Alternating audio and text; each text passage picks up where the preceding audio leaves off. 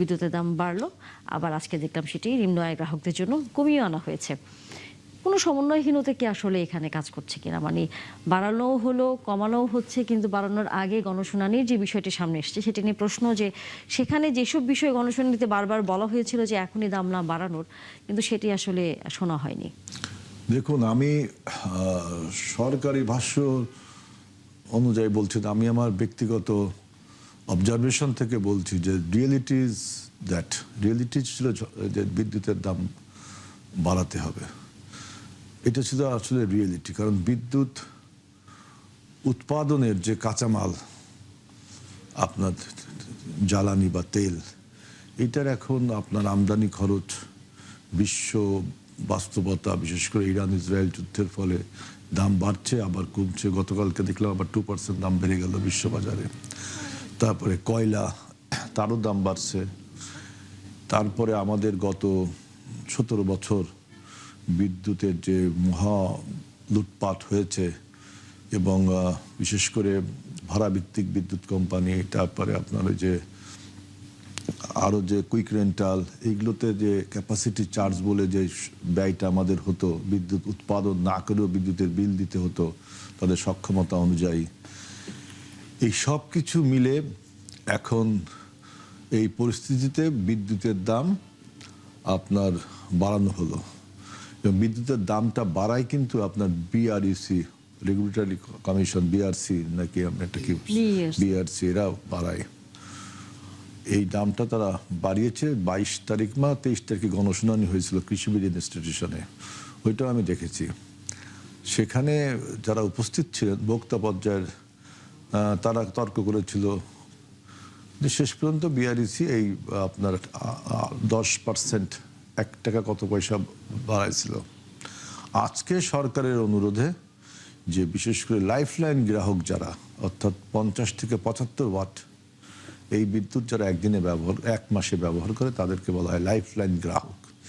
এটা প্রায় 2 কোটির মতো আছে এরকম গ্রাহক বাংলাদেশের, যারা খুবই নিম্ন আয়ের।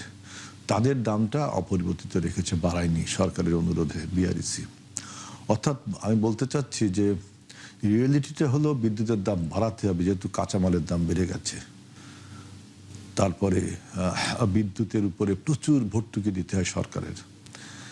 এই সব চ্যালেঞ্জকে মোকাবেলা করতে গেলে আপনি আরও একটু সময় দিতে হবে। আমরা কেবলমাত্র সরকারে আসলাম প্রায় 3 মাসের মতো সময়, 3 মাসে একটু বেশি হয়েছে। সুতরাং এইবার বাজেটেও একটা আপনি দৃষ্টিনন্দন জিনিস দেখবেন যে কিভাবে আমরা ইকোনমিক্সটাকে ম্যানেজ করব। সুতরাং আপনি এই 3 মাসেই মধ্যে আমরা যেটা দাম বাড়িয়েছি, আপনি দেখেন যে জ্বালানি তেল প্রথম 1 মাসে কিন্তু আমরা বাড়াইনি তেলের দামটা, কিন্তু আলটিমেটলি বাড়াতে বাধ্য হতে হয়েছে, পরিস্থিতি আমাদের বাধ্য করছে। সুতরাং এরকম একটা পরিস্থিতিতে সরকারকে আরো স্মার্টলি সরকার মোকাবেলা করবে, আমার এটা দৃঢ় বিশ্বাস। আপনাকে আরো একটু, কিন্তু সেই জায়গায় বিদ্যুতের দাম না হয় বাড়লো, সবাই কি বিদ্যুৎ নিশ্চিত হচ্ছে? আমরা কি পাবো? কারণ আমরা গ্রামে গঞ্জে বারবারই হচ্ছে বলি যে বিদ্যুৎ যায় না, আসে। এইটা তো আমাদের মানে সেই, আমি যতদিন ধরে বাংলাদেশে বিদ্যুৎ আছে ততদিন ধরে, সেই স্বাধীনতার পর থেকে আমি এই কথা শুনতেছি যে বিদ্যুৎ যায় না, বিদ্যুৎ আসে। বিদ্যুৎ নিয়ে যে তেলেসমাতি কারবার আমি সেই ছোটবেলার থেকে দেখতেছি, যে সবসময় শুনি যে বিদ্যুৎ উৎপাদন কত। লেটেস্ট আমি দেখলাম আওয়ামী লীগ আমলে বললো, মানে ডক্টর ইউনূস আসার আগে 30,000 মেগাওয়াট, কিন্তু আমরা পাই 26,000 মেগাওয়াট। পিক আওয়ারে আমাদের দরকার 14,000। তখন আমি চিন্তা করি তাহলে আসে 26,000, উৎপাদন ক্ষমতা 30,000, দরকার 14,000, তাহলে 12,000 কিলোওয়াট এটা লোডশেডিং হয় কেন? আমি সবসময় এটা মনে করি যে এটা হয় কিভাবে। তারপরে আবার দেখলাম যে পিডিবি নিজেই, আচ্ছা পিডিবি বলতে আপনি শুধুমাত্র পিডিবি তো আমাদের বিদ্যুৎটা উৎপাদন কেনে, উৎপাদনকারীদের কাছ থেকে কিনে বিতরণ করে পিজিসির মাধ্যমে, খুব সম্ভব। তো এরাই দেখলাম যে প্রায় 26,000 বিদ্যুৎ 16,000 বিদ্যুৎ উৎপাদন করে। তাইলে আমার রূপপুর প্রকল্প দরকার ছিল কি? তাইলে আমার ওইটা মাতার বাড়ি প্রকল্প দরকার ছিল কি? আমার এই যে রামপাল প্রকল্প দরকার, এই বিদ্যুৎ দিয়ে আমি কি করব? আমার সবসময় মাথায় এই প্রশ্নগুলো মানে খেলা করতো। সুতরাং আমি মনে করি যারা আমাদের জ্বালানি বিশেষ করে বিদ্যুৎ বিশেষজ্ঞ আছে, তাদের কাছে আমার প্রশ্ন যে এত উৎপাদন আমাদের, তারপরে নতুন বিদ্যুৎ কেন্দ্র করতে হচ্ছে, কিন্তু আমাদের ডিমান্ড মাত্র 14 থেকে 16,000। এই রহস্যটার কারণ কি? সুতরাং আপনি বর্তমান সরকারকে আরো একটু সময় দিন। আমরা নিশ্চয়ই যেহেতু আমরা এবার বিদ্যুতের দাম ফেব্রুয়ারি মাসে বাড়িয়েছিল, 24 সালের ফেব্রুয়ারি মাসে শেষ পারা বাড়ছিল, এবার আমরা একটু বাড়িয়েছি, পরিস্থিতি আমাদের বাধ্য করছে। এখন আমরা এই বিদ্যুতের জন্য, বিশেষ করে জ্বালানির জন্য আমরা রিনিউয়েবল এনার্জির প্রতি কিন্তু সরকার নজর দিচ্ছে, যে বিশেষ করে ফসিল ফুয়েলের পরিবর্তে যদি পানি, বায়ু, তারপরে ওয়েস্টেজ, এইখান থেকে যদি বিদ্যুৎ উৎপাদন করা যায়, সোলার সিস্টেম, এগুলোর দিকেও আমরা যাচ্ছি। নিশ্চয়ই আমরা আলোচনা করব। অধ্যাপক ডক্টর ইজাজ হোসেন যুক্ত হয়েছেন আমাদের সাথে। ডক্টর ইজাজ হোসেন, আপনি তো নিশ্চয়ই এর মধ্যে নিজেও জেনেছেন যে আগের দামই ফেরানো হয়েছে, বিশেষ করে নিম্ন আয়ের গ্রাহকরা যাতে বিদ্যুৎটি আগের দামই দেন সেভাবে। আপনার কাছে কি মনে হয়, তাতে কি কোনো লাভ হবে? না, মানে আমরা তো অ্যাকচুয়ালি দেখেন সাংঘাতিক একটা কঠিন অবস্থায় আছি। সেটা হচ্ছে প্রায় 60,000 কোটি টাকা আমাদের ভর্তুকি দিতে হচ্ছে প্রতি বছর, বেশ কয়েক বছর ধরে এটা চলছে। তো এরকম অবস্থা যদি চলতে থাকে তাহলে পাওয়ার ডেভেলপমেন্ট বোর্ড মানে খুব একটা খারাপ সিচুয়েশনে চলে যাবে, চলে গেছে অলরেডি। তাদেরকে তো বাঁচিয়ে রাখা হয়েছে এই সাবসিডি দিয়ে। তো এখন কথা হচ্ছে যে এটা তো আজকের ব্যাপার না, এটা অ্যাকচুয়ালি এখন বলতে গেলে প্রায় 5 বছর চলছে। আওয়ামী লীগের সময় 2 বছর এরকম বড় ভর্তুকি দিতে হয়েছে, তারপরে 2 বছর 2বার দিতে হয়েছে ইন্টারিম গভর্নমেন্টের সময়, এবং এইবারও দিতে হচ্ছে। তো এখন সরকার কি করবে? তো এখানে অনেক রকম নানাবিধ কথা আছে যে কেন এরকম হলো, আমরা আর অন্য কি করতে পারতাম। অবশ্যই সবচেয়ে বাস্তবমুখী পন্থাই হচ্ছে যে বিদ্যুতের দামটা বাড়ানো। বিদ্যুতের দাম বাড়ানো এখন সাধারণ মানুষের কাছে আসলে যে প্রশ্ন বারবারই থাকে যে আমি দাম দিব কিন্তু আমি বিদ্যুৎটি পুরোপুরি নিশ্চিতভাবে পাচ্ছি কিনা, এটি নিয়ে তো আসলে প্রশ্ন থেকেই যাচ্ছে। এটা থেকে যাচ্ছে, অবশ্যই আপনি ইউর কারেক্ট। এন্ড ওই যে ইংলিশে একটা চিকেন এন্ড এগ একটা কথা আছে না, হুইচ কামস ফার্স্ট। এখন সরকার বলবে আপনারা যদি দাম বাড়াতে দেন তাহলে আমরা আমাদের আর্থিক অবস্থাটা সচ্ছল হবে এবং আপনাদেরকে বিদ্যুৎ দিতে পারবো। হ্যাঁ, আর আর যেহেতু দিতে পারছে না এখন আমাদের তাহলে বাড়াতে হবে। তাহলে এই যে একটা একটা একটা প্রবলেমে আমরা পড়ে গেছি, এইটার মেইন কারণ হচ্ছে আমাদের আওয়ামী লীগ আমল থেকেই যেটা আছে সেটা হচ্ছে আমাদের অতিরিক্ত পাওয়ার প্ল্যান্ট। হ্যাঁ, অতিরিক্ত পাওয়ার প্ল্যান্ট হয়ে গেছে, যেটার বসিয়ে বসিয়ে তাদেরকে আমাদের ক্যাপাসিটি চার্জ দিতে হচ্ছে। আরো কিছু কথা আছে, কথাগুলোর মধ্যে হচ্ছে যে আমরা অনেক দিন ধরে তেল ভিত্তিক বিদ্যুৎ কেন্দ্র ব্যবহার করছি বিদ্যুৎ প্রডিউস করার জন্য। পৃথিবীর কোনো দেশেই এটা করে না, খুব খুব সামান্য 1 থেকে 2% করে। আমরা 12-13%, একসময় 30%ও করেছিলাম। তো আমাদের ওই একটা থার্ড যেটা প্রবলেম হচ্ছে, আমরা সাংঘাতিক রকম আমদানি নির্ভর হয়ে গেছি। হ্যাঁ, একটা ডেটা এখন সবাই পাবলিশ করেছে, সেটা হচ্ছে দেখা গেছে 10 বছরের মধ্যে আমরা 25% যেটা ছিলাম আমদানি নির্ভর, সেখান থেকে আমরা 62% আমদানি নির্ভর হয়ে গেছে। তাহলে আপনি বুঝতেই পারছেন যে আমাদের ডলারের উপরে আমাদের আমদানির যে ভারটা কতখানি বেড়ে গেছে। তো এই অবস্থায় আপনি বুঝতেই পারছেন যে পাওয়ার ডেভেলপমেন্ট বোর্ড এবং সরকারের উভয়েরই আমাদের বিদ্যুৎ দেওয়ার ব্যাপারে সাংঘাতিক রকমের কষ্ট চলছে। আবুল কালাম আজাদ, আপনার কাছে কি মনে হয় এই যে বিদ্যুতের দাম বাড়ানোর পর আজকে আবার এক ধরনের আমরা নতুন ধরন দেখলাম যে নিম্ন আয়ের গ্রাহক যারা রয়েছেন তাদেরকে আগের দামেই হচ্ছে বিদ্যুতের বিলটি দিতে হবে, তাদের ইউনিটের ভাড়াটি সেভাবেই আবার নির্ধারণ করা হয়েছে। আপনার কাছে কি মনে হয় এটাতে কি আসলে কোনো অবস্থায় কি লাভজনক হবে? কারণ এই নিম্ন আয়ের মানুষদের বেশিরভাগই দেখা যায় অনেক অবৈধ মিটার বা লাইন তারা ব্যবহার করে বিদ্যুৎ নানাভাবে হচ্ছে অপচয় করেন, এরকম ঘটনাও তো আসলে সামনে আছে। ধন্যবাদ আপনাকে। প্রথমত আগের দিন দাম বাড়িয়ে পরের দিন দাম কমানোটা একটা জিনিস রিফ্লেক্ট করে যে দাম বাড়ানোর সিদ্ধান্তটা খুব সুচিন্তিতভাবে নেওয়া হয়নি। আপনার দাম তো বাড়াতেই হতো যেহেতু ভর্তুকির পরিমাণ অনেক বেড়েছে, কিন্তু এটার যদি আগ পর ইত্যাদি আরও ভালোভাবে বিশ্লেষণ করা যেত তাহলে একদিন পরেই এই নতুন করে এই সমন্বয়টা করতে হতো না। তবে একদিন পরে হলেও এটা সরকারকে অবশ্যই ধন্যবাদ যে তারা এটা বুঝেছে। আপনি দেখেন যে নিম্ন আয়ের গ্রাহকদের কথা বলেছেন, আমার ভাইয়া বলেছেন যে 60,000 কোটি টাকার মতো ভর্তুকি আসে। গতকালকে বিইআরসি তাদের প্রেস কনফারেন্সে তারা বলেছে যে এই ভর্তুকির পরিমাণ 56,000 কোটি টাকা। কিন্তু আপনার 0 থেকে 50 ইউনিট অথবা 0 থেকে 75 ইউনিট বিদ্যুৎ ব্যবহার করে এরকম ব্যবহারকারী যারা, তাদের জন্য ভর্তুকির পরিমাণ মাত্র 781 কোটি টাকা। সো নিম্ন আয়ের মানুষের জন্য কিন্তু খুব বেশি ভর্তুকি দেওয়া হয় না। ভর্তুকি দেওয়া হয় আসলে মধ্যবিত্ত বা উচ্চবিত্ত যারা আছে তারা এই ভর্তুকির টাকাটা পায়। সো এটা খুবই যথার্থ, সরকার গরিব মানুষের কথা ভেবেছে আজকে। আমি একজন বিশেষজ্ঞর সাথে কথা বলছিলাম, উনি একটা জিনিস বলেছেন যে বিদ্যুৎ যে শুধুমাত্র ইকোনমির লাইফলাইন বা লাইফ ব্লাড এরকম না, বিদ্যুৎ থেকে আসলে এখন সময় এসেছে এটা সোশ্যাল সেফটি নেটের পার্ট হিসাবে দেখা। অনেক দেশেই কিন্তু এইরকম দরিদ্র গ্রাহক যারা, তাদের আসলে এই 0 থেকে 50 ইউনিট যারা ব্যবহার করে তাদের বিদ্যুৎ বিল আসলে বিলই নেওয়া হয় না, কারণ তারা অত দরিদ্র বলেই কিন্তু একটা মাত্র বাল্ব বা একটা মাত্র ফ্যান ব্যবহার করে যারা জীবন কাটায় তারা তো আসলে খুবই দরিদ্র মানুষ। তো দরিদ্র মানুষকেই তো সোশ্যাল সেফটি নেটের মাধ্যমে আপনার সাপোর্টটা দিতে হবে। এখন প্রয়োজনে 781 কোটি টাকা ভর্তুকি তাদের জন্য চালু রাখতে হবে। যারা আসলে সামর্থ্যবান তাদের ভর্তুকি কমিয়ে হলেও গরিব মানুষকে ভর্তুকিটা দিতেই হবে। এটাই হলো একটা ওয়েলফেয়ার স্টেটের বৈশিষ্ট্য। বাংলাদেশ সেদিকেই যাবে আমরা এটা বিশ্বাস করি। আর একটা জিনিস আপনি খুব ভালো একটা পয়েন্ট উল্লেখ করেছেন যে গরিব মানুষ তো তারা 0 থেকে 75 ইউনিট ব্যবহার করে, কিন্তু তার ফাঁকেও তো তারা আপনার নানাভাবে কানেকশন নিয়ে বিদ্যুৎ ব্যবহার করে। এখানেই হচ্ছে একটা বড় বিষয় থাকে।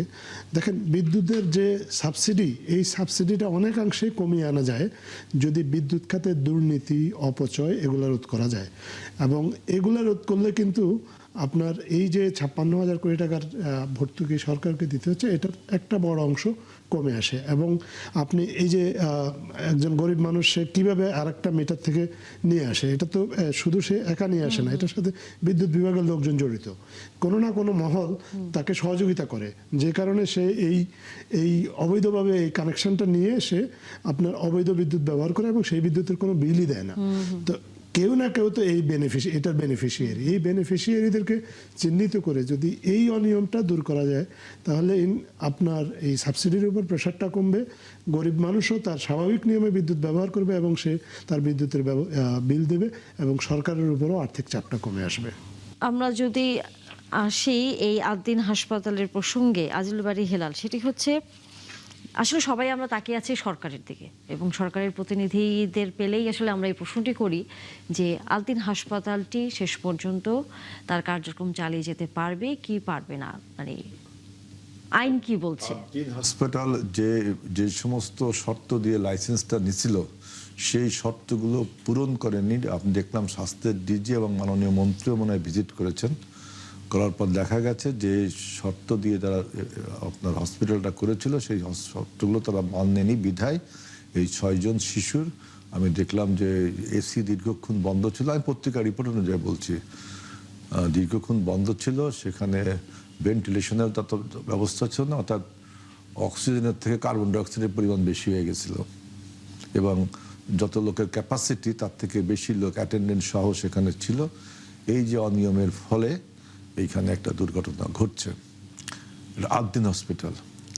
আমার বক্তব্য হলো এর জন্য তাকে করা হয়েছে, শোকজ করা হয়েছে যে কেন আপনার লাইসেন্স বাতিল করা হবে না। এখন আমার স্বাস্থ্য অধিদপ্তরের কাছে সম্ভবত জানতে চাওয়া হয়েছে এটা কোর্ট থেকে। খুব না আপনার স্বাস্থ্য অধিদপ্তর নিজেও আদ্দিন হাসপাতালের পরিচালক যে মহিউদ্দিন সাহেব, আকিস সাহেবের বড় ছেলে খুব সম্ভব, এই যে আদাত ভাইদের ছিল উপদেষ্টা ছিল বশির সাহেবের বড় ভাই, বুঝছেন, বশির সাহেবের 17 বড় ভাই আর কি। আমি ওনাদের সবাইকে চিনি, আমার বাড়িও এই এলাকায় এবং আদ্দিন হাসপাতালের পাশেই আমি থাকি। ওইখানে আপনার শোকজ করা হয়েছে। কিন্তু আমি এমপি হওয়ার পরে আমি আর 3টে উপজেলা আমার তিনটে উপজেলায় 3টি স্বাস্থ্য কেন্দ্র আছে, স্বাস্থ্য কমপ্লেক্স। কি ডিভাস্টেড অবস্থা স্বাস্থ্যের, আমি মানে অবাক হয়ে গেলাম যে সেখানে আপনার যে নোংরা, প্রথমে হসপিটালটা গেলে মনে হয় আপনার কাছে নোংরা, আপনি যাইতেই পারবেন না, রোগী থাকে কি করে। আমি শুনলাম যে ওইখানে আওয়ামী লীগ সরকার এবং ইনাদের সরকারও ব্যবস্থা নেয়নি, এই আউটসোর্সিং এর মাধ্যমে লোক নিয়োগ দেয়। এটা তো বোঝেন, কন্ট্রাক্টর লোক নিয়োগ দেয়। কন্ট্রাক্টর করে কি, মানুষের কাছ থেকে টাকা নিয়ে 1 বছরের চুক্তিতে রাখে, লোক নিয়োগ দিয়ে তারে আবার কিছু পরে বাদ দিয়ে আবার লোক নিয়োগ দিয়ে, খালি টাকা মানুষের যত। তো সরকার কিন্তু নিজের উদ্যোগে এই আপনার রিক্রুটমেন্টটা করছে না স্বাস্থ্যকর্মীদেরকে। এটা একটা বাজে অবস্থা ছিল, এই যে আপনার আউটসোর্সিং এর মাধ্যমে কন্ট্রাক্টর নিয়োগ করে লোক নিয়োগ দেওয়া, কোনো ব্যবস্থা। অতএব থানা হেলথ অফিসারের, টিএইচও সাহেব, ওনার কোনো ক্ষমতা নেই। ইভেন ডিডি যে স্বাস্থ্য ডিডি, তারও কোনো ক্ষমতা নেই, তারাও ইনডিফারেন্ট ভেরি মাচ।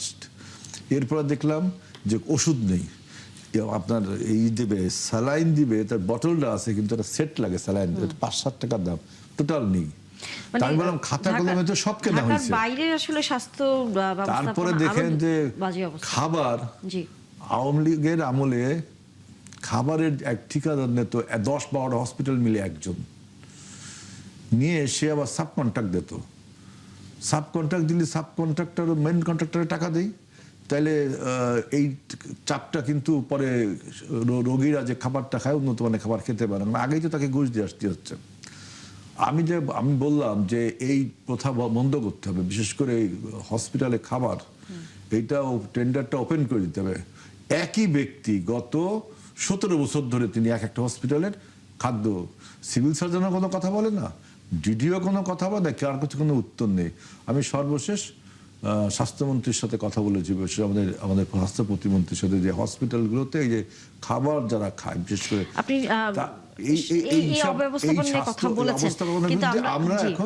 আমরা এখন এই এবার বাজেটে দেখবেন যে আমরা প্রায় জিডিপির 5% এবার স্বাস্থ্য খাতে দিব এবং স্বাস্থ্যকর্মী নিয়োগ করছি স্বচ্ছ প্রক্রিয়ার মাধ্যমে। তার আগে আসলে যে আদ্দিন হাসপাতালে সর্বশেষ উত্তর দেওয়া হয়েছে কিনা আমরা আরেকটু জানতে চাই। আমাদের সহকর্মী নাদিয়া শারমিন যুক্ত হয়েছে। নাদিয়া, প্রথমত একটু জানতে চাই, আমরা জানি যে এই 6 নবজাতকের সম্ভবত কোনো একজন পরিবারের, এই 6 নবজাতকের যারা মারা গেছে পরিবারের, তাদের কোনো এক পরিবার সম্ভবত কোনো মামলা করেছে, সেটি ফৌজদারি আইনের একটি মামলা হয়েছে। তাতে কি শাস্তির বিধান রয়েছে যদি দোষী প্রমাণিত হয়? আর দ্বিতীয়ত হচ্ছে, এই হাসপাতালে যেভাবে আজকে আমরা দেখেছি মাননীয় স্বাস্থ্যমন্ত্রী ব্রিফিংয়ে জানিয়েছেন, তদন্ত কমিটি কি ধরনের অনিয়ম পেয়েছে সেখানেও তিনি কিছুটা উল্লেখ করেছেন। একটু সেই অনিয়মগুলো বলার পাশাপাশি এই অনিয়মের বিরুদ্ধে শাস্তির বিধানটি আসলে সর্বোচ্চ কি হতে পারে? ধন্যবাদ। আসলে শাস্তির বিধান তো নানান ধরনেরই হয়, আমাদের আইনেরও যেমন বিভিন্ন ধরন আছে, আমাদের প্রয়োগের বিভিন্ন জায়গা আছে। এখন স্বাস্থ্য অধিদপ্তর কোন আইনে কোন ভাবে করতে চায়, তবে যেহেতু হাসপাতাল পরিচালনার একটি বিধি রয়েছে এবং সেই হাসপাতাল পরিচালনা বিধি মেনে নিয়ে এই যে অনুমোদন সেটি নিতে হয়, সেই জায়গা থেকে আসলে স্বাস্থ্য অধিদপ্তরের করার অনেক কিছুই রয়েছে। যেমন private clinics and laboratories ordinance 1982 এটি রয়েছে। এরপরে বিএমডিসির যে অ্যাক্ট সেটি রয়েছে।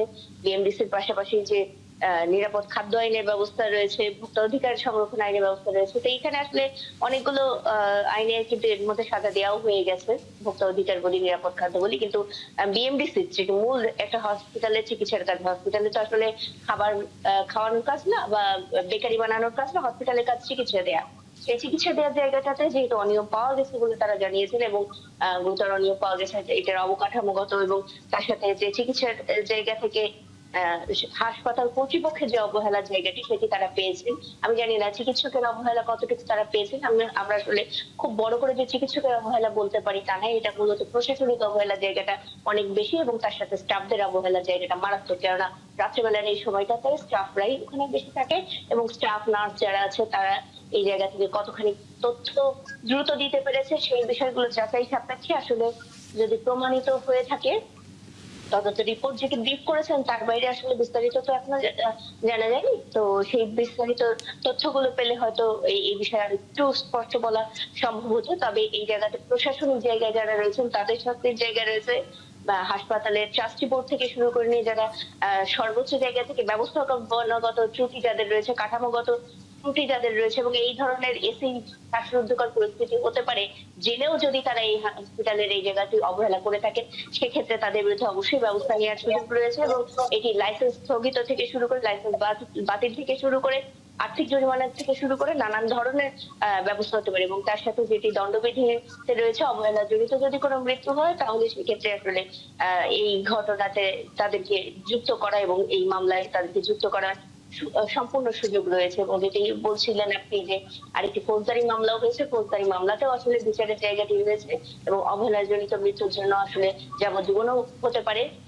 কিন্তু এর বাইরে যে বিভিন্ন জনের অনিয়মের জায়গা রয়েছে এবং হাসপাতালের ওভারঅল যে অনিয়মের যেগুলো রয়েছে সেগুলোতে আসলে যাদের দায় রয়েছে তাদেরকে চাকরিচ্যুত হতেই পারে। তার সাথে স্বাস্থ্য অধিদপ্তরের কালো তালিকাভুক্তিরও সুযোগ রয়েছে এবং অবহেলাজনিত মৃত্যুর জন্য তাদেরকে আসলে সবাইকেই যারা এই সাথে দায়ী রয়েছেন, যদি অবহেলার প্রমাণ থেকে থাকে তাহলে এই বিষয়ে বিচারের আওতায় আনার সুযোগ রয়েছে। বিএমডি রেজিস্ট্রেশন সহ বাতিল সহ বিভিন্ন ক্ষেত্রে অর্থাৎ অবহেলা প্রমাণিত হলে সেখানে এই হাসপাতালের কার্যক্রম বাতিল করার বা সেটি স্থগিত করবার আসলে সুযোগ আছে আইন অনুযায়ী। অধ্যাপক ডক্টর আবু জামিল ফয়সাল, প্রথমত হচ্ছে আপনার কাছে জানতেই চাই যে আইনের ফাঁকফোকর দিয়ে বেরিয়ে যাওয়ার কোনো সুযোগ আছে কিনা, কারণ প্রশ্নটি বারবার আজকে স্বাস্থ্যমন্ত্রী খোদ নিজেও বলেছেন যে পোস্টমর্টেমটি করা সম্ভব হয়নি মানবিকতার কারণে। কারণ হচ্ছে এত ছোট বাচ্চা, 1 দিন বা 3 দিনের বাচ্চা, তাদেরকে কারণ প্রথম দিকেই যখন তাদের মারা যাওয়ার পরে তারা একটু মানসিকভাবে তখন ভেঙে পড়েছিল এবং তারা তখন মানাই করেছিল যে না পোস্টমর্টেম ছাড়া বাচ্চাদের তারা নিয়ে যাবে। সেই জায়গায় কি কারণে তারা মারা গেছে সেটি নির্ণয় করাটি একটু জটিলই ছিল। এখানে আপনি আসলে এই বিষয়টা কিভাবে দেখছেন যে এর কারণে বাচ্চা মারা যাওয়ার প্রক্রিয়াটি সঠিকভাবে যদি জানা না যায়, এমনি তো প্রশাসনিক এবং কাঠামোগত নানা ধরনের অবহেলা, চিকিৎসা অবহেলা সেটা তো প্রমাণিত হয়েছে, এটা তো আজকে স্বাস্থ্যমন্ত্রী খোদ বলেছেন, কিন্তু যে বাচ্চাগুলো মারা গেল তাদের মৃত্যুর জন্য দায়ী করার প্রক্রিয়াটি কি কিছুটা অপরাধীরা কি আসলে ছাড় পেয়ে যায় কিনা? ধন্যবাদ আপনাকে এই প্রশ্নটা করার জন্য।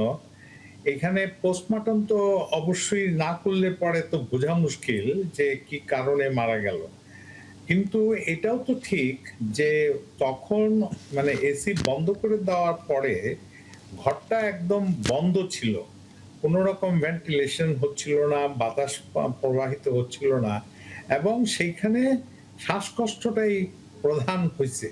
অক্সিজেনের পরিমাণ যদি কমে গিয়ে থাকে তাহলে তো অবশ্যই শ্বাস প্রশ্বাসের কষ্ট হয়েছে, শ্বাস নিতে পারে নাই, নিঃশ্বাস না নিতে পারলে তো সেটার কারণেই মৃত্যু হইতে পারে। 1 দিনের শিশু, 3 দিনের শিশু আর কতক্ষণ টিকে থাকতে পারবে, মানে বাতাস না আসলে পরে, অক্সিজেন না আসলে পরে।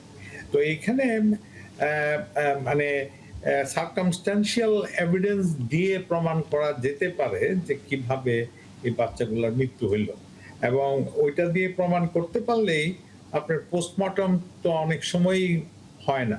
এবং এইসব শিশু মৃত্যুদের বেলায় এবং মহিলাদের গর্ভবতী অবস্থায়, ডেলিভারি অবস্থায় মৃত্যু হইলে পরে অনেক সময় এই পোস্টমর্টম না করে ভার্বাল অটোপসি বলে, মানে মৌখিক মানে মৌখিকভাবে যে কাছে ছিল, যে মা ছিল বা দাদি ছিল তার সঙ্গে কথা বলা, তারপরে ওই সময় আনুষঙ্গিক কি হচ্ছিল, এসি থেকে একটা আওয়াজ হচ্ছিল, এসি থেকে কোনো গ্যাস নির্গমন হয়েছিল কিনা, মানে এই সব কিছু মিলায় ভার্বাল অটোপসিতেই, এইখানে ভার্বাল অটোপসি করেই আমরা ওই সার্কামস্ট্যান্সিয়াল এভিডেন্সের ভিত্তিতে মৃত্যুর কারণটা নির্ণয় করা যেতে পারে, এবং এটা করাটা মানে কোনো রকম অযৌক্তিক কিছু হবে না।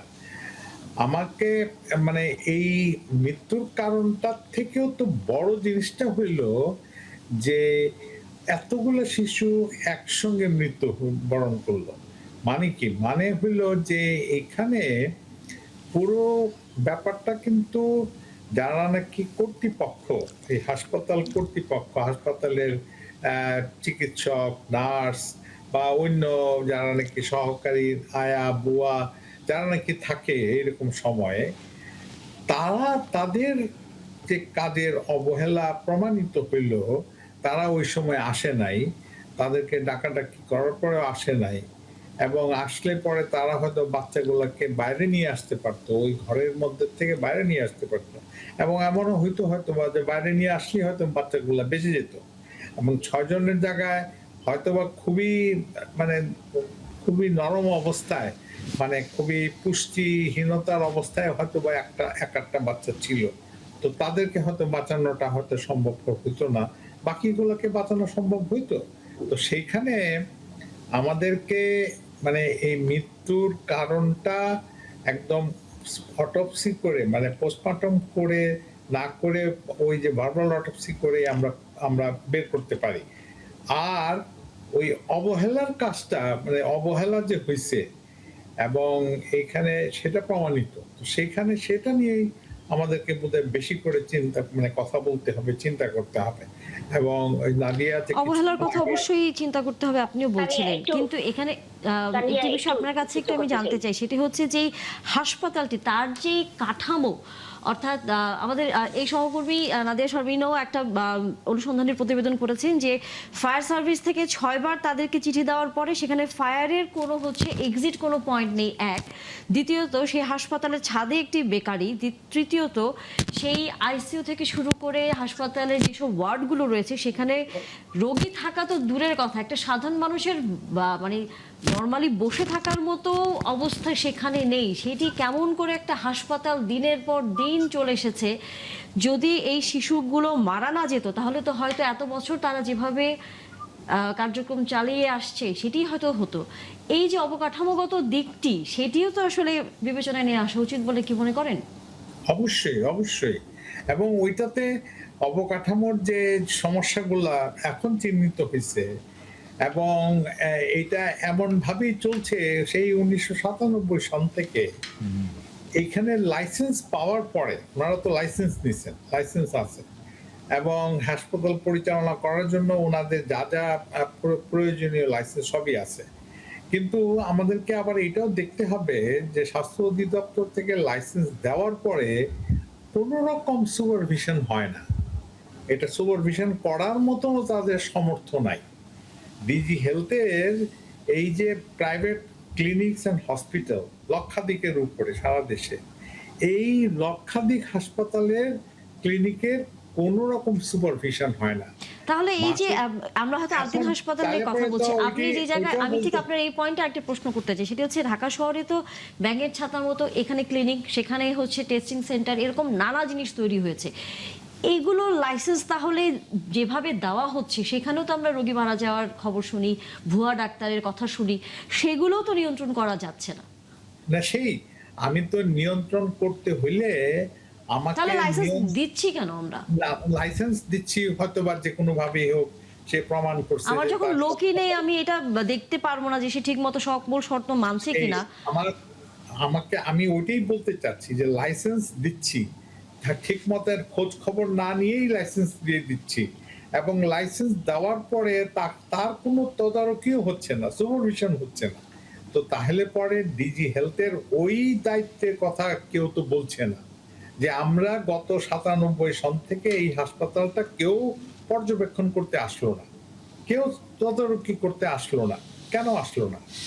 কেননা তাদের তো ওইরকম সক্ষমতাই নাই, ডিজি হেলথের ওই ধরনের সক্ষমতা নেই। তারা খালি কোনো মতে একটা লাইসেন্স দেওয়ার সক্ষমতা আছে।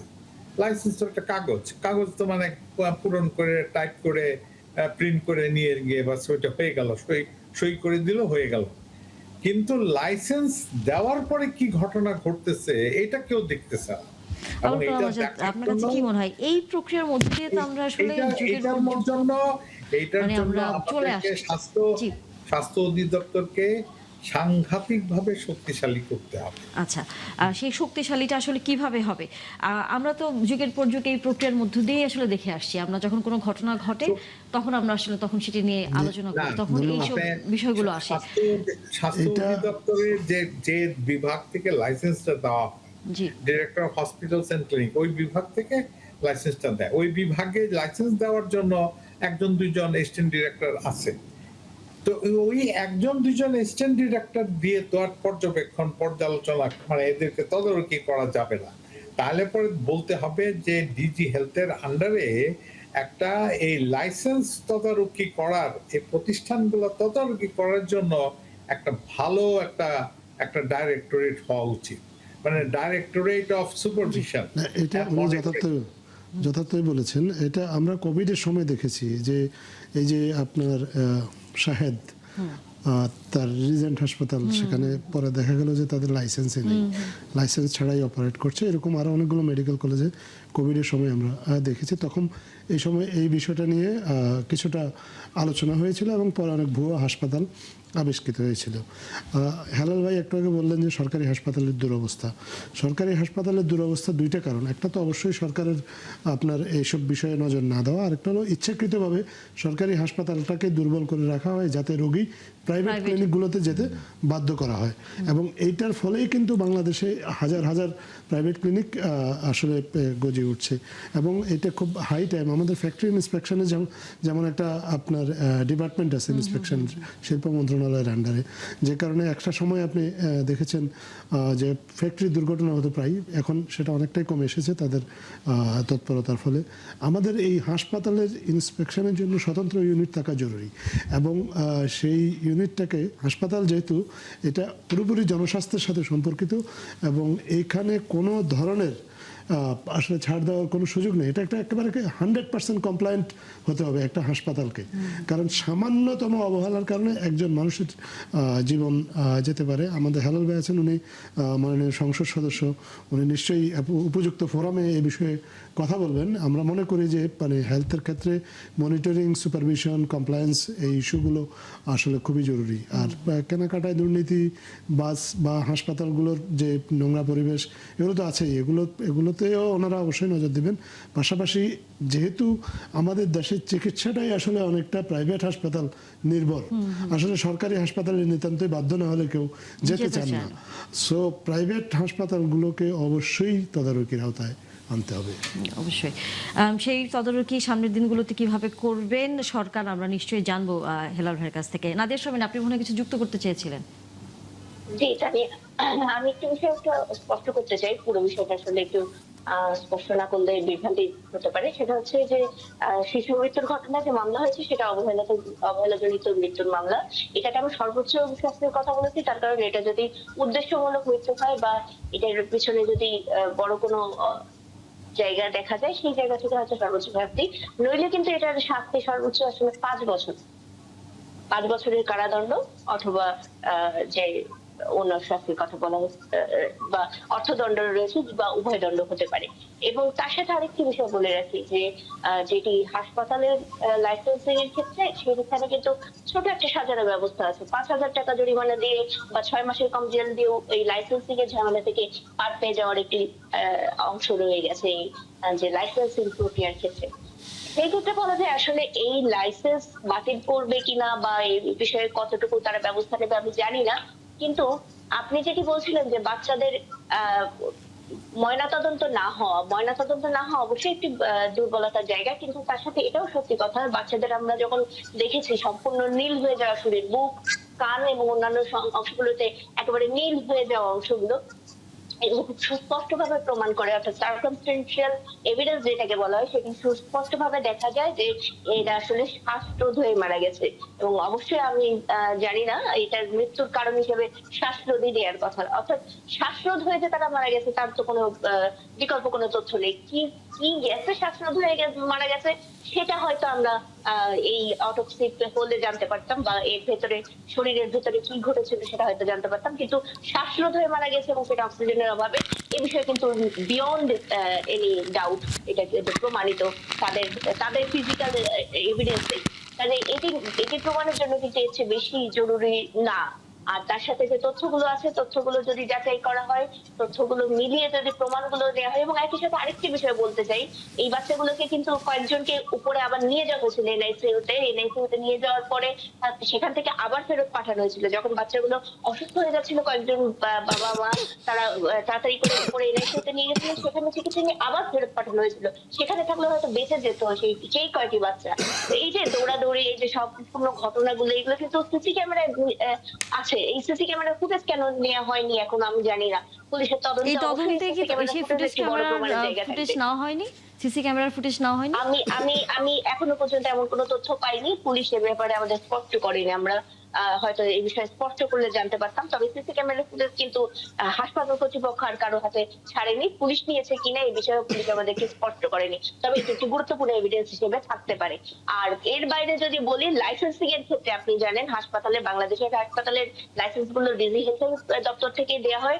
ডিজি হেলথের জায়গা থেকে একটি দায়বদ্ধতার জায়গা রয়েছে, এবং তারা যে শোকজ দিয়েছে, এই শোকজের জবাব অনুযায়ী কিন্তু তাদেরকে যাচাই করার সুযোগ রয়েছে, এবং যাচাইয়ের সাথে আরো কয়েকটা জিনিস যাচাই করা সম্ভব। আমরা সাংবাদিকরা যদি যাচাই করে দেখতে পারি যে তার ফায়ার সার্ভিসের ফায়ার সেফটির কোনো প্ল্যান অ্যাপ্রুভাল নেই, ফায়ারের যে বাণিজ্যিক লাইসেন্স নেওয়া ছিল সেটা 3 বছর আগে নবায়ন করা হয়নি, সেটি শেষ হয়ে গেছে, অর্থাৎ নবায়ন তাদের কোনো লাইসেন্স নেই এই মুহূর্তে। আর তার সাথে যদি রাস্তার বিষয়টি, তাদের সামনের যে রাস্তাটি, যেটি একটি হাসপাতালের জন্য 20 ফুটের মতো হওয়ার কথা, সেই জায়গায় সিটি কর্পোরেশনের তথ্যই বলছে, সিটি কর্পোরেশনের রাস্তা এটি, সিটি কর্পোরেশনের তথ্যই কিন্তু এই রাস্তাটির ব্যাপারে সুনির্দিষ্টভাবে আমি জানতে চেয়েছিলাম সিটি কর্পোরেশনের কাছে। তারা যেটি জানিয়েছে যে এই রাস্তাটির দৈর্ঘ্য হচ্ছে 517 মিটার এবং প্রস্থ হচ্ছে 3.97 মিটার, অর্থাৎ 13.5 ফুটের মতন হবে আর কি। তো এই যে রাস্তার দৈর্ঘ্য, রাস্তা তো বিভিন্ন জায়গায় বিভিন্ন প্রস্থ রয়েছে, তো হসপিটালের সামনে এবং পাশে যে জায়গাগুলো যে পরিমাণ প্রস্থ রয়েছে, সেটি কিন্তু আসলে হাসপাতালে একটি যদি ফায়ার ট্রাক ঢুকতে চায় আগুন নেভানোর জন্য, সেটির জন্য যথেষ্ট না। এরকম নানান কারণে কিন্তু এই হাসপাতালের অনিয়ম রয়েছে, এবং সেগুলো থাকলে কিন্তু একটা বাণিজ্যিক ভবন হিসেবে এটার অনুমোদনও পাওয়ার কথা না। রাজুক থেকে কি করে অনুমোদন পেলো, বা রাজুকের বিষয়টি আমি আসলে যাচাই করার চেষ্টা করছি যে পেয়েছে কিনা আদৌ। তো এই যে নানান ভাবে একটা ভবনের, একটা হাসপাতালের ভিতরে অসংখ্য অনিয়ম একসাথে যুক্ত হওয়া, তারপরেও সেটি কি করে আসলে লাইসেন্স পেলো, একটা হাসপাতাল হিসেবে অনুমোদন পেলো, আমরা সেই জানি প্রশ্নের উত্তরটি আমরা নেব আবু জামিল ফয়সালের কাছ থেকে, যে এইভাবে এরকম অবকাঠামোতে কিভাবে একটি হাসপাতাল পরিচালিত হলো, এবং একই সাথে এবং তা নিয়ে আরেকটা বিষয় বলতে চাই। এই হাসপাতালটা কিন্তু প্রথমে যে অংশটুকু ছিল, ছোট অংশটুকু, এখানে সম্ভবত কোন একজন বলছিলেন যে তিনি কাছাকাছি থাকেন, আমিও কাছাকাছি কিছুটা থাকি।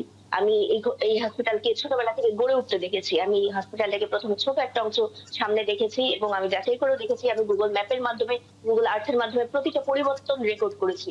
এই যে পরিবর্তনগুলো, ছোট একটি সামনের অংশ ছিল, তারপরে পিছনে বাড়তে থাকলো, বাড়তে পেছনে যে বিভিন্ন অংশগুলো তৈরি করা হলো, বাড়িয়ে নেওয়া হলো, সেই অংশগুলোর ভেতর থেকে একটা ফায়ার এক্সিট তৈরি করা হয়নি, এবং পেছনের যে অংশগুলোর মধ্যে গুহার মতন একটি অংশ তৈরি করা হয়েছে। আল্লাহ না করুক যদি কোনোদিন আগুন লাগে, কোনোদিন ভূমিকম্প হয়, ওখান থেকে একটা বাচ্চা, একটা মানুষ, একেবারে অসহায় অবস্থার মানুষ, একটা বাচ্চা জন্ম দেওয়ার পরে মাও, অর্থাৎ অবকাঠামো যেটা নতুন করে বর্ধিত হয়েছে সেখানে আসলে অব্যবস্থাপনা আপনি দেখেছেন। আবুল কালাম আজাদ, আপনার কাছে যদি একটু আসি, সেটি হচ্ছে এই আদ্দিন হাসপাতাল নিয়ে তো নানা রকম আসলে আমরা এর আগে অভিযোগ শুনেছি, নানা রকম ঘটনা আমরা শুনেছি। আমরা জানি যে সেখানে আসলে চিকিৎসা না একেবারেই নিম্ন আয়ের যারা প্রসূতি মা এবং নবজাতক শিশুদের সেখানে আসলে চিকিৎসা নেওয়া হয়, এবং খুবই কম টাকায়, যার জন্য নিম্ন আয়ের যে মানুষগুলো রয়েছে তারাই আসলে সেখানে চিকিৎসা সেবা নেওয়ার জন্য যান, কারণ অন্য হাসপাতালে তাদের পক্ষে সম্ভব হয় না। কিন্তু সেখানে এই যে এত অবহেলার মধ্যে আসলে মানুষদের সেখানে চিকিৎসা দেয়া হয়, তারা তো শুরুই করেছিলেন যে এই শ্রেণীর বিশেষ করে মাদের তারা হচ্ছে এই চিকিৎসাটা দেবেন, এই ধরনের একটা তাদের আমরা কি বলবো আদর্শিক জায়গা থেকে তারা আসলে এটি শুরু করেছেন যে ওই ধরনের চিকিৎসা সেবা তারা দেবেন, এবং সেটি তারা একসময় সাকসেসও হয়েছেন, কারণ প্রসূতি মাদের সেবা দেওয়ার ক্ষেত্রে আদ্দিন হাসপাতাল বেশ মাঝখানে অনেক সুনাম অর্জন করেছে। সেই জায়গায় যখন এই শ্রেণীর মানুষেরই হচ্ছে বাচ্চাদের মারা যেতে দেখা যায়, তাহলে আসলে তাদের সেবা বা তাদের আদর্শিক জায়গাটা কি প্রশ্নবিদ্ধ হয় না? দেখেন, আদ্দিন হাসপাতালের বিরুদ্ধে কিন্তু অভিযোগগুলো অনেক পুরনো। আমি 1999 সালের একটা ঘটনা আমার মনে পড়ে যতদূর, একটা অনুসন্ধানী প্রতিবেদন, আমি তখন মানব জমিনে চাকরি করি। মানবজমিন থেকেই সেই অনুসন্ধানের প্রতিবেদনটা করা হয়েছিল। একটা শিশুকে সেখানে 7 ঘন্টা জীবিত একটা শিশুকে মৃত মনে করে ফেলে রাখা হয়েছিল। সো আপনার তখনও কিন্তু সেই ঘটনার কোনো তদন্ত হয় নাই বা সেগুলোর কোনো বিচার দেখিনি আমরা। তো গরিব মানুষ, তাদের যাওয়ার জায়গা কম, আমাদের চিকিৎসা ব্যবস্থা ব্যয়বহুল, স্বাভাবিক কারণেই এ ধরনের হাসপাতাল যখন খুব কম টাকায় চিকিৎসা সেবা অফার করে তখন মানুষ আকৃষ্ট হয় এবং সেখানে যায়। কিন্তু এটার মধ্যে যে ফাঁকি আছে, কম টাকায় তারা কিভাবে আসলে চিকিৎসাটা দিচ্ছে, সেটা যথাযথভাবে দিচ্ছে কিনা, নাকি এটা নেহায়েতে ব্যবসায়িক উদ্দেশ্যে তারা এটা করছে, এগুলো দেখার দায়িত্ব হচ্ছে আমাদের ডিজিএইচএস, আমরা একটা যাদের কথা বললাম, যে আসলে সেখানে একটা হাসপাতালের যে আদর্শ পরিবেশ সেটা আছে কিনা। এখন তো দেখা যাচ্ছে যে শুধু হাসপাতাল কেন, সেটা এখানে মানে আরো অনেক কিছুই, আসলে চিকিৎসা সেবা তো অবশ্যই এখানে প্রশ্নবিদ্ধ, পাশাপাশি সেখানে আপনি দেখেন অগ্নি নির্বাপক ব্যবস্থা নেই। একটা হাসপাতালে যদি আগুন লাগে, এই ধরনের হাসপাতালে এই বাচ্চাগুলোকে সরিয়ে নেওয়ার কোনো ব্যবস্থা নেই। আপনার হাসপাতালকে বেকারি হিসেবে ব্যবহার করা হচ্ছে। যেই খাদ্য হাসপাতালে রোগীদেরকে দেওয়া হয়, যেহেতু অল্প টাকায় সেখানে চিকিৎসা চলে, সেই খাদ্যের আসলে মান ঠিক আছে কিনা, ইত্যাদি আরো অনেক কিছু। আসলে একটা হাসপাতাল তো শুধুমাত্র একটা, কেমন করে আসলে চললো দিনের পর দিন এরকম একটি প্রতিষ্ঠান? এটা আসলে এটা আমাদের জন্য একটা ওয়েক আপ কল। এটা আদ্দিন হাসপাতাল আসলে এটা কোনো আইসোলেটেড কোনো ইভেন্ট না। এই ঘটনাটা হয়তো এখন ঘটেছে, খুব দুঃখজনক একটা ঘটনা ঘটেছে দেখে আমরা এটা নিয়ে আলোচনা করছি, বাট এরকম আদ্দিন হাসপাতাল কিন্তু আমাদের আশেপাশে আরও আছে। এখন আমাদের আসলে সময়টা হচ্ছে সতর্ক হওয়া, এবং এই ধরনের হাসপাতাল যেখানে এই ধরনের দুর্ঘটনা ঘটার আশঙ্কা থাকে, যারা আসলে হাসপাতালের যে নিয়ম কানুনগুলো আছে সেগুলো না মেনে ব্যবসা করে, তাদেরকে মনিটরিংয়ের আওতায় আনা। আর একটা বিষয় হচ্ছে যে আপনার, আমরা এটা নিয়ে আলোচনা খুব বেশি করি না, আলোচনাটা অস্বস্তিকর, কারণ যখনই হাসপাতাল বা ডাক্তারদের বিরুদ্ধে এ ধরনের নেগলিজেন্সের কোনো ব্যবস্থা না হয়, তাহলে তাদের আবার একটা কমিউনিটি এক হয়ে যায়। অনেক সময় দেখা গেল যে কমিউনিটি এক হয়ে অনেক সময় ডাক্তাররা বিভিন্ন সময় ধর্মঘটের মতো পরিস্থিতি তৈরি করে। স্বাস্থ্য সেবার মতো একটা জরুরি সেবায় ধর্মঘট বা ইত্যাদি কারণেও কিন্তু অনেক সময় স্বাস্থ্য সেবা বিঘ্নিত হয়। আমরা এই যে হামের কথা বলছি, হামেও কিন্তু অনেক শিশু মারা যাচ্ছে, এবং আপনি জানেন যে গত বছর স্বাস্থ্যকর্মীরা একটা সময়ে আপনার ধর্মঘটে গিয়েছিল, এবং সেই সময় তারা ধর্মঘটে গিয়ে তারা ঠিকঠাক মতো তারা টিকা দিয়েছিলেন কিনা এই বিষয়টা কিন্তু আসলে তদন্ত করা দরকার, যে তারা এই স্বাস্থ্যকর্মীদের এই অবহেলার কারণে আমাদের টিকার কোনো ফলস রিপোর্টিং হয়েছিল কিনা, বা আদৌ সেই সময়ে টিকা থাকা সত্ত্বেও শিশুরা টিকা পেয়েছিল কিনা, এগুলো ভালো মতো তদন্ত করা দরকার। কারণ আমাদের শিশুদের জীবন বাঁচানোর দায়িত্ব আসলে শুধু আমাদের সরকারের একার না, আমাদের সবার। এক্ষেত্রে পাবলিক অ্যাওয়ারনেস যেমন জরুরি, তেমনি আপনার এনফোর্সমেন্টের যে বিষয়টা আছে সরকারের ক্ষেত্রে, সরকারের সেই সুযোগ আছে, তারা এই রুলস অ্যান্ড রেগুলেশনগুলোকে এনফোর্স করে যারা স্বাস্থ্য সেবা দেন তাদেরকে নিয়মকানুন মেনে চলতে বাধ্য করা। হেলাল, আমরা কি সামনের দিনগুলোতে দেখবো যে আপনারা এ বিষয়ে আরো সতর্ক এবং কঠোর অবস্থানে যাবেন? শোনেন, আমি ব্যক্তিগতভাবে মনে করি সরকার যতই সতর্ক হোক, যিনি মাঠে আছেন তিনি যদি অনৈতিক হন, যেমন আদ্দিন হসপিটালের কথা আমাদের ওই যে রিপোর্টার বলছেন না, আমি ওইখানে থাকি, ওটা তো রাস্তা ধরে একটা গলিপথ, ওই গলি দিয়ে আমি অনেক আগের থেকে, আমি 90, 91, 92 সাল থেকে ওই পথে যাইতাম, ভয় লাগতো যাতে ছিনতাইকারী মানতে থাকতে পারে। ওইখানে আজটা হসপিটাল হলো, এখন তো মেডিকেল কলেজ হয়েছে ওখানে। ওইটা একটা গলিপথ, এই আপনার মগবাজারের ঢুকে ওই পাশে সেঞ্চুরি টাওয়ার, আমি যেখানে থেকে ওইখান থেকে বের হয়েছে, দুটো রিক্সা পাশাপাশি যেতে পারে না, বুঝছেন। শুধু ওদের হসপিটালের সামনে ওরা জোর করে একটু সিটি কর্পোরেশন জায়গা দখলকে একটু বড় করছে, ওই 13-14 ফিট যেটা বললো, সব জায়গায় 13-14 ফিট নেই, ওইখানে দুটো রিক্সা পাশাপাশি ক্রস করতে। ওইখানে এত বড় ইনফ্রাস্ট্রাকচার, শুধু হসপিটাল আগে ছোট ছিল, এখন তো বিশাল। ওই পাশে মেডিকেল কলেজ, আরো অনেক কিছু কিছু করেছে।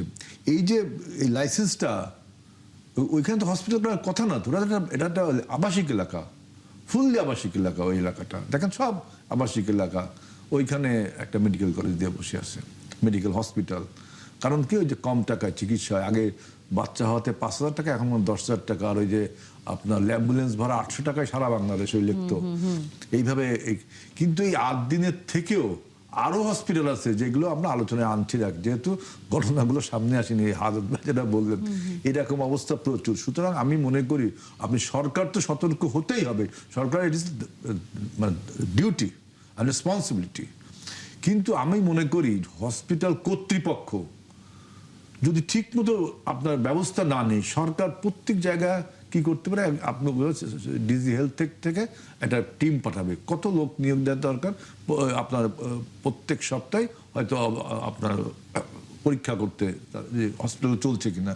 কিন্তু আমি মনে করি হসপিটালে যে নার্স, খুবই ইম্পর্টেন্ট একটা বিষয়। নার্সদের আপনি হসপিটালে ভর্তি হয়েছেন না, আপনি দেখলে পাচ্ছেন না। কেয়ার গিভার নেই, কেয়ার গিভার ধারণাই আমাদের হসপিটাল ব্যবস্থায় নেই, কেয়ার গিভার নেই। তারপর ডাক্তার, তিনি এত অহংকারী, এত আপনাদের, তিনি রোগীদের কথা শুনতে চান না। অথরিটি টাকা ঠিকই নিচ্ছেন। আপনি বাংলাদেশের কোন হসপিটালটা, সবচেয়ে বড় হসপিটাল মনে করেন অ্যাপেলো বা ইউনাইটেড বা স্কোয়ার, আরো যদি আমাদের ওইখানে একটা আসগর আলী না কি আছে, প্রচুর টাকা নেই এরা, চিকিৎসা নেন, আপনি স্যাটিসফাই হবেন না। অথচ আমাদের নিউরো সায়েন্স একটা ইনস্টিটিউট আছে পঙ্গু হসপিটাল, এখানে এটা কিন্তু আপনি স্যাটিসফাইড হবেন, চিকিৎসা হিসেবে খুবই ভালো। এরকম আরো কিছু কিছু হসপিটাল আছে, আসলে ভালো লাগে সরকার। কিন্তু এই যে প্রাইভেট হসপিটাল, সরকারি হসপিটাল, এর একটা রেডিক্যাল চেঞ্জ দরকার। স্বাস্থ্য পলিসিটাই আমাদের ঠিক নেই আমি যেটা মনে করি। এডুকেশন, এই যে আমরা যারা মেডিকেল এডুকেটেড হই, প্রপারলি এডুকেটেড হচ্ছে কিনা, তাই না? তারপরে নার্সদের ট্রেনিং এর ব্যবস্থা প্রপার, শুধু নামে মাত্র ট্রেনিং, এটা কি প্রপারলি ট্রেনিং হচ্ছে কিনা, এর সাথে এই সরকার এই এই বিষয়গুলোর চিকিৎসা দিকে একটা নজর দিবে নোবেল কিনা? Profession, it's a noble profession. জি। এই প্রফেশনের নোবেল প্রফেশনকে টিকে রাখতে গেলে এই প্রফেশনের সাথে জড়িত তাদেরও কিন্তু নৈতিকভাবে উন্নত হতে হবে। শুধু আপনি হাতে লাঠি ডান্ডা মেরে মানুষকে ঠান্ডা আপনি ই করতে পারেন না। কিন্তু যে প্রশ্নটি আমার আপনার কাছে, যে এই সরকার, আমরা তো, আপনারা বোঝা যাচ্ছে যে সমস্যাগুলো বুঝতে পারছেন, এখন সামনের দিনগুলোতে এই সমস্যাটা সমাধানে এভাবে স্বাস্থ্যকর্মীদের আপনারা গড়ে তুলবেন। দেখেন, আমরা এই যে এই 1 লাখ নারী কর্মী নিয়োগ দিব স্বাস্থ্য কেয়ার গিভার হিসাবে, দিচ্ছে এখন অলরেডি। তারপরে এই যে স্বাস্থ্য বীমা তৈরি করছি, স্বাস্থ্য খাতে ব্যয় বাড়াচ্ছি, ডাক্তারদের প্রশিক্ষণ, নার্সদের প্রশিক্ষণ, সবই কিছু করবো।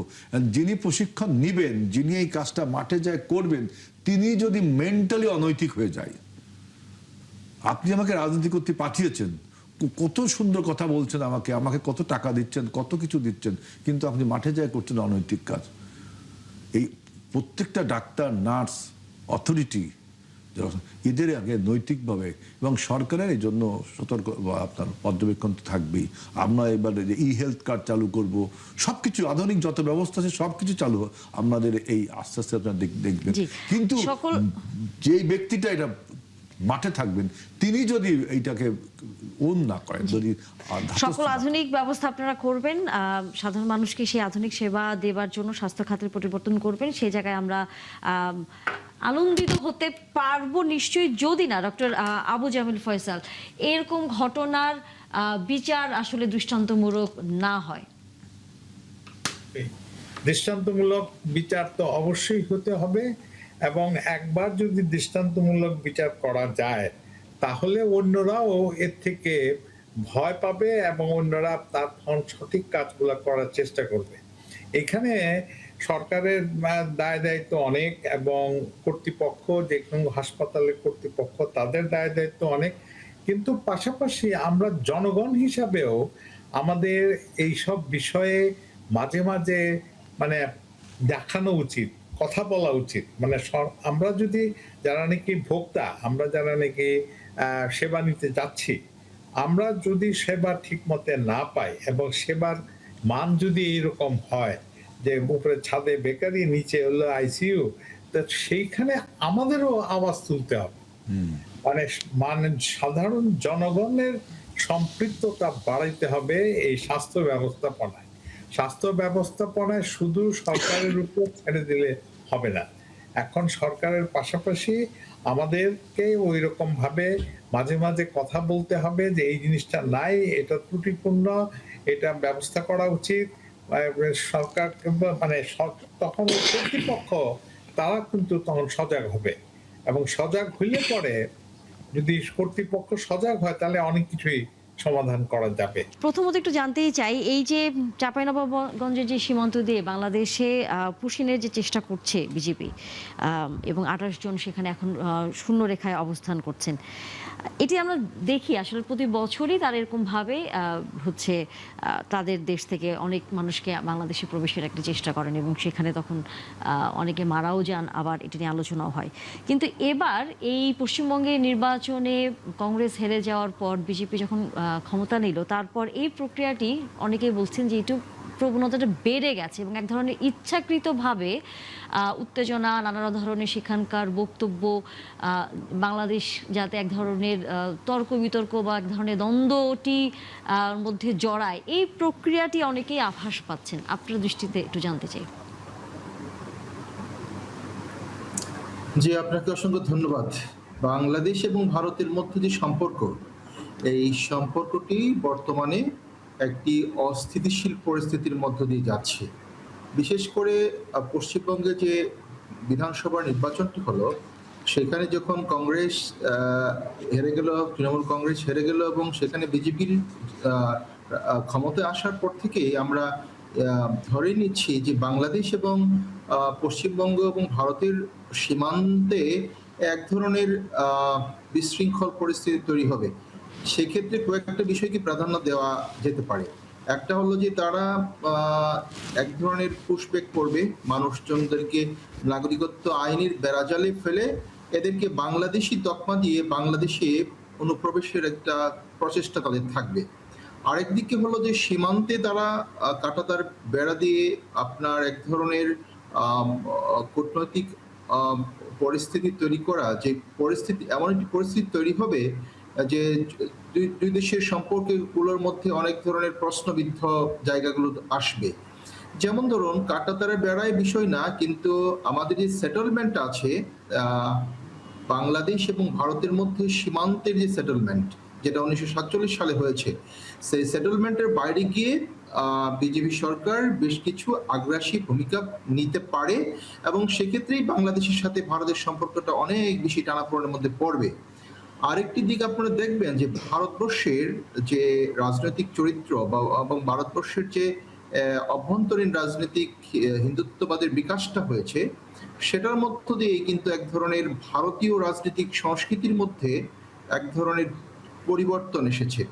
ভারত আসলে এই ধরনের অহিংস ভারত ছিল না, ভারত ছিল একটা সেকুলার রাষ্ট্র। সেই সেকুলার রাষ্ট্রটি ধীরে ধীরে কিন্তু আপনার একটি হিন্দুত্ববাদী রাষ্ট্রের মধ্যে রূপান্তরিত হওয়ার প্রেক্ষাপটে ভারতবর্ষ এবং ভারত তার প্রতিবেশী রাষ্ট্রগুলোর সাথে এক ধরনের সুসম্পর্ক মেনটেন করতে পারছে না। এক্ষেত্রে আমরা ইন্টারন্যাশনাল রিলেশনের যে সমস্ত সংজ্ঞানগুলো জানি, তার মধ্যে এই যে হেজেমনিক যে পাওয়ার বিল্ড আপ ভারত যেটা নিচ্ছে সাউথ এশিয়ান রাজনীতিতে, সেটা ভারতের জন্য সুখকর নয়, এবং ভারতের প্রতিবেশী রাষ্ট্রগুলোর জন্য সুখকর নয়। আবুল কালাম আজাদ, আপনার কাছেও জানতে চাই যে এই যে ভারত আবারও আমরা দেখেছি যে হঠাৎ করে তাদের এই পশ্চিমবঙ্গের নির্বাচনের পর বাংলাদেশের উপর এক ধরনের তারা ক্ষোভ, নানা ধরনের বক্তব্য, ওখানে বাংলা ভাষাভাষী যারা আছে তারা, এবং একই সাথে মুসলিমদের উপর এক ধরনের অত্যাচার আমরা দেখেছি। এমনকি ঈদের এই কোরবানি ঈদেও তাদের এক ধরনের পশু কোরবানি দেওয়া নিয়েও এক ধরনের নিষেধাজ্ঞা ছিল, এবং সেটি নিয়েও অনেক ধরনের ঘটনা ঘটে গেছে। আপনার কাছে কি মনে হয় যে এই ধরনের পরিস্থিতি কেন তৈরি হচ্ছে? তারা কি ইচ্ছাকৃতভাবে বাংলাদেশের সাথে এক ধরনের দ্বন্দ্ব তৈরি করার চেষ্টা করছে? আমার মনে হয় এটা ভারতের অভ্যন্তরীণ রাজনীতিতে কিছু পক্ষ সুবিধা নেওয়ার জন্য তাদের যারা বিরোধী বা কিছু লোককে বাংলাদেশি তকমা দিয়ে বাংলাদেশে যদি পুশব্যাক করা যায়, তাদের যে ক্লেইম যেটা, সেটা তাদের স্টাবলিশ করা যায় যে সেখানে বাংলাদেশে আছে। কিন্তু এটা কোনো সদিচ্ছা থেকে এরকম কোনো এটা করা হচ্ছে না, কারণ বাংলাদেশের তো অনেক চিহ্নিত অনুপ্রবেশকারী আমরা দেখি কলকাতার রাস্তায় ঘুরে বেড়ায়, যারা অনুপ্রবেশ সত্যি অনুপ্রবেশকারী, এবং তারা যে অনুপ্রবেশকারী বাংলাদেশও জানে, বাংলাদেশের মানুষও জানে। তো সেই ধরনের অনুপ্রবেশকারীদেরকে কিন্তু তারা পুশব্যাক করছে না। তারা যাদেরকে পুশব্যাক করার পুশ ইন করার এখানে চেষ্টা করছে, এরা মূলত ভারতীয় নাগরিক। আমরা দেখেছি ইন্টারিম গভর্নমেন্টের সময় দেখেছি 2000-এর মতো লোককে তারা নানাভাবে আমাদের ডিসপাইট অল এফোর্টস আমাদের সীমান্তরক্ষীদের তারা এখানে ঠেলে পাঠিয়েছে, পুশিন করেছে। তারপরে তাদের পরিচয়, নাগরিকত্ব ইত্যাদি যাচাই করে দেখা গেছে যে তাদের এই 2000-এর মধ্যে আপনার হয়তো হাতে গোনা 2-1 বাংলাদেশি গরিব মানুষ থাকতে পারে, যারা হয়তো বা কোনো কারণে, জীবিকার কারণে ভারতে গিয়ে থাকতে পারে, কিন্তু সংখ্যাটা খুবই নগণ্য। বেশিরভাগই ভারতীয় নাগরিক। এবং অবস্থা এমন হয়েছে কারো কারো ক্ষেত্রে ভারতের আদালতেই প্রমাণিত হয়েছে যে তাদের 5 পুরুষ ধরে তারা ভারতে বসবাস করছেন, তাদের একই পরিবারে ভাই বোন সবাই আপনার ভারতীয়, আর একজনকে বাংলাদেশি বলে পুশিন করা হচ্ছে। তো এগুলো কিন্তু আসলে এই রাজনৈতিক ফায়দা লোটার জন্য করা হচ্ছে। এগুলোর কোনো আসলে বাস্তব কোনো ভিত্তি নেই যে বাংলাদেশি অনুপ্রবেশকারীরা বা ভারতে গিয়ে ইয়ে করছে। আর তাছাড়া ভারত এমন কোনো লোভনীয় দেশও নয় যে বাংলাদেশের মানুষ জীবিকার সন্ধানে ভারতেই যাবে। বাংলাদেশের মানুষ বিশ্বব্যাপী ছড়িয়ে পড়েছে জীবিকার সন্ধানে, কিন্তু তাদের যদি প্রায়োরিটি আপনি জিজ্ঞেস করেন তাহলে আপনি খুব বেশি লোক পাবেন না যারা জীবিকার সন্ধানে ভারত যেতে চায়। সো এটা পুরোপুরি রাজনীতিক, এবং আমার মনে হয় যে এইটাকে বাংলাদেশকে আসলে রাজনৈতিকভাবে মোকাবেলা করতে হবে, এবং আমাদের সীমান্তরক্ষী যারা আছেন তাদেরকে আরও সতর্কভাবে এটাকে ডিল করতে হবে। আব্দুল বারী হেলাল, একই সাথে আমরা দেখেছি যে সেখানকার সাবেক মুখ্যমন্ত্রী মমতা ব্যানার্জি তিনি ওসমান হাদিকে মেরে ফেলার যে প্রক্রিয়ার মধ্যে উনি একটা মন্তব্য করেছেন যে সে দেশের স্বরাষ্ট্রমন্ত্রী অমিত শাহকে তিনি অনেকটা এই ক্ষেত্রে জড়িয়ে একটা মন্তব্য করেছেন। এরপরে আমরা আবার দেখেছি যে বাংলাদেশ থেকেও ইনকলাব মঞ্চ এবং অনেকেই কিন্তু ওসমান হাদির যারা খুনি সেখানে আছেন আটকা, তাদেরকে দেশে ফিরিয়ে আনার প্রক্রিয়ার ক্ষেত্রে সরকারের কাছে আবারও এক ধরনের দাবি জানিয়েছেন। এই খুনিদেরকে ফিরিয়ে আনার প্রক্রিয়াটি কেন এখনো আটকে আছে? না, হাদি হত্যার যে আসামিরা ধরা পড়েছে ভারতে, তাদেরকে আনার প্রক্রিয়া চলছে। বাংলাদেশের সাথে এক্সট্রাডিশন একটা এখন আছে কিনা আছে, আর টিটিটা যদি থাকে তাহলে অবশ্যই একে ফিরিয়ে আনা যাবে। আর আমরা যেটা শুনছি এখন আপনাদের বক্তব্য অনুযায়ী, আমার বক্তব্য হলো, দেখেন আমাদের দেশ আর ভারত পাশাপাশি একটা দেশ। পৃথিবীর এমন কোনো দেশ নেই যে সীমান্তে এই সমস্যা নেই, এমন কোনো দেশ নেই। এর থেকেও মারাত্মক অবস্থা আছে। আমাদের দেশের সীমান্তে যেমন গুলিগোলা হয়, আমাদের অধিবাসীদের মেরে ফেলছে, কিন্তু এই যে পুশ ইন যেটা মানে আমাদেরকে ঠেলে দিচ্ছে, ওদের নাগরিক বলছে যে ওরা ভারতীয় নাগরিক না। আমাদের বাংলাদেশ থেকে আমরা বলেছি যে আসলে সে কোথার নাগরিক, এরা পরীক্ষা নিরীক্ষা ছাড়া এই পুশ ইন করাটা ঠিক হবে না। এই জন্য গত 24 ঘন্টায় আমি পত্রিকার মারফত দেখলাম যে 25টা না 28টা ঘটনা ঘটেছে পুশিনে, তার মধ্যে 10টির মতো বিজিবি আপনার প্রতিহত করতে সমর্থ হয়েছে। অর্থাৎ আমি বোঝাতে চাচ্ছি সরকারের, বাংলাদেশ সরকার যে মেরুদণ্ড সোজা করে দাঁড়িয়ে এই পুশিনের বিরুদ্ধে কথা বলতে পারছে। এবং আপনি তো ইচ্ছা করলে আপনি টোটাল সীমান্তে আমাদের যে বিজিবির নজরদারি, সেখানে আমরা 10টি কেস ধরতে পেরেছি। আমাদের সরকার থেকে বলা হচ্ছে যে বিজিবি পর্যায়ে বৈঠক হবে, সরকারি পর্যায়ে বৈঠক হবে তাদের নাগরিকত্ব চিহ্নিত করবার জন্য।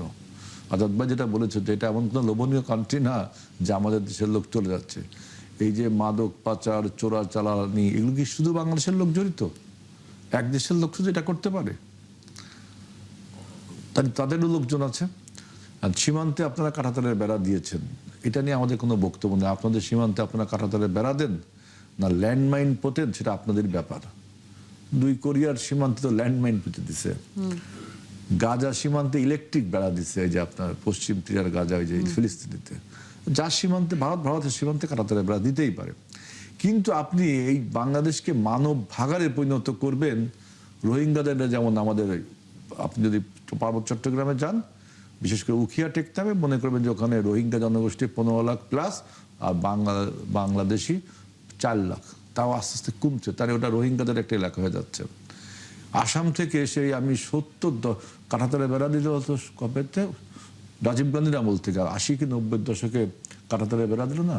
আসামের থেকে আসামি যারা বাংলাদেশি লোক তাদেরকে পুশিন করা হতো বাংলাদেশে, ওইটা আবার তাদেরকে আমরা পুশ ব্যাক করতাম, তখন থেকে শুরু হলো কাঁটাতারের বেড়া দেওয়া। এই পুশ 70-80 দশক থেকে চলছে, আমরা আবার পুশ ব্যাক করছি। তো এর একটা সুরাহা হওয়া দরকার। বর্তমান সরকার যেটা করতে পারে যে বিজিবি আর বিএসএফ এর মধ্যে বৈঠকে আপনার চিহ্নিত হবে নাগরিকত্ব, বা বাংলাদেশ সরকারও কূটনৈতিক বার্তা পাঠিয়েছে যে এইভাবে অবৈধভাবে পুশ ইন করা ঠিক হবে, আমরা মেনে নেব না, ঠিক হবে নাকি আমরা মেনে নেব না। যে তাহলে তারা তো কি কোনো জবাব দিয়েছে? না, এখনো জবাব পাওয়া যায়নি, কিন্তু আমরা প্রতিহত করছি। পুশিনগুলো 4000 কিলোমিটার সীমান্ত, তাই না? 4000 কিলোমিটার সীমান্ত বিজিবি যতটা ধরতে পারে। কারণ ওইখানে একটা ভারতে দেখলাম একটা সেন্টার হয়েছে, হাউস, সেখানে সব ওই বাংলাদেশিকে ধরে এনে এখন তারা যে বাংলাদেশি না, ওই যে বাংলাদেশি বলে বলে ভারতীয়দেরই আর কি আপনি যেটা সেখানে বললেন যে, রাখা হয়। আর এখানে একটা কথা পরিধানযোগ্য যে এখানে একটা রিলিজন একটা ফ্যাক্টর হয়ে দাঁড়িয়েছে। আমি দেখলাম ভারতীয় রাজনীতিতে যেহেতু হিন্দুত্ববাদের একটা অগ্রযাত্রা হয়েছে, তখন নিশ্চয়ই অন্য অন্য ধর্মের লোকগুলোকে আপনার বাংলাদেশি বলে ট্রিট করে পুশ ইন করা হচ্ছে। এটা ঠিক হচ্ছে না। এটা তো বাংলাদেশ এখানে সরকার আপনারা যথাযথ মানে পদক্ষেপ বর্তমান নেবে। সরকারের কঠোর অবস্থানে আছে আপনি বলছিলেন, এবং যেহেতু চিঠি দিয়েছেন, দেখা যাক, আমরা অপেক্ষা করি তারা কি এর উত্তর দেয়। আমাদের আলোচনা শেষ করতে হচ্ছে। অধ্যাপক আনিসুর রহমান, অনেক ধন্যবাদ যুক্ত হয়েছিলেন। একই সাথে আবুল কালাম মজুমদার, আপনাকেও ধন্যবাদ, এবং একই সাথে আজিল বাড়ি হেলাল, আপনাকেও ধন্যবাদ। আগামীতে আবারও নিশ্চয়ই কথা হবে রাজনীতির অন্যান্য বিষয় নিয়ে। দর্শক, দেখা হবে আবার। ধন্যবাদ, এতক্ষণ সাথে ছিলেন।